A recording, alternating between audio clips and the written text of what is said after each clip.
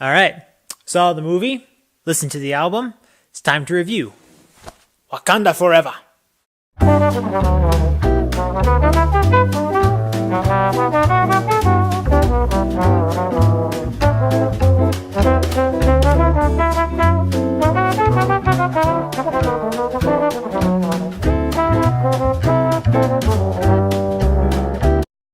Hey everyone, welcome to Y.E.S, the Young Entertainment Specialist. We are going to be reviewing Black Panther, the album. Now, there are actually two albums of Black Panther. One of them is more of the orchestrated music of, that just goes around in the background of the movie. And that's worth listening to. Go check that out. But this is more of a playlist that was made, mostly by Kendrick Lamar and Dawg Entertainment, which is his label with Top Dog. Now, I will say this album is very well made, but it also does have a couple of what I feel are conflicting points. If the movie was an independent film of its own kind, I feel like the music would have kind of been okay with it. This album makes sense for Kendrick Lamar and for the others who were featured in this album. But you have to remember, this is a Marvel movie, which also technically now means it is it's rightfully owned by Disney. So if we are thinking in that spectrum for Disney-ish oriented, this is probably one of the most, if not the most mature album ever released on that. Now, I do believe that music you can allow some mature nature to be allowed into your music, but the content and, again, lyrics and expressions should be considered carefully. I know I reviewed that a lot in my album reviews, so I'm not really going to touch too much base on it. There's still some points that I would like to mention because there are some good ideas that were put into this album. And overall, if we kind of had instrumental versions of this, or even just the clean versions, the lyrics complement the movie very well. The songs I think we should highlight most are first, All the Stars.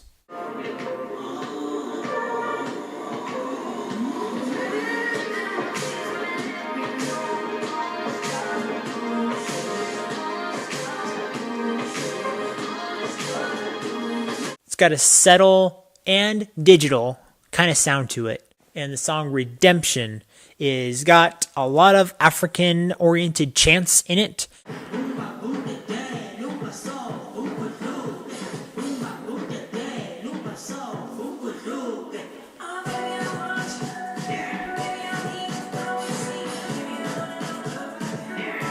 And you can get very enthralled in it. It's very easy to enjoy listening to this song. And funny enough, the Redemption song has an interlude to it beforehand. And I would even love to highlight the interlude.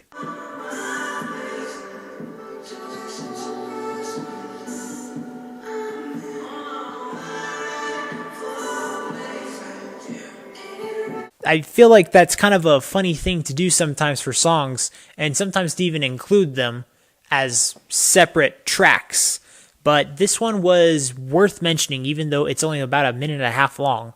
It literally is a musical break for you to just enjoy or know that you are going to be captivated and tossed into another part of the album. All right, let's rate this album. For production, 88%. Creativity, 71%. Expression and lyrics, 48%. And the album gets a tie for the vibe, good and okay. It was very hard to choose the vibe grade on this one because at the beginning when I was listening to it for the first time, I thought this is very disappointing. And then I had to listen to it a second time. I always listen to these albums at least twice. I always do, just to be fair. And when I listened to it the second time, I enjoyed it a lot more. Of course, I had to recognize what was wrong with the album, but I also had to recognize where I have to give due process where it is due. So in the moment, I could maybe just give it a good, but I also have to recognize the flaws that I see in it. But overall, like I said, you will enjoy listening to this album in the movie. And I enjoyed seeing this movie. I probably got some different things out of the movie than most people did, but I would recommend it if you haven't seen it already. Definitely go check it out. As always, thank you so much for watching, guys. And remember, click right here to discover, promote, and review the best in entertainment that'll make you say yes.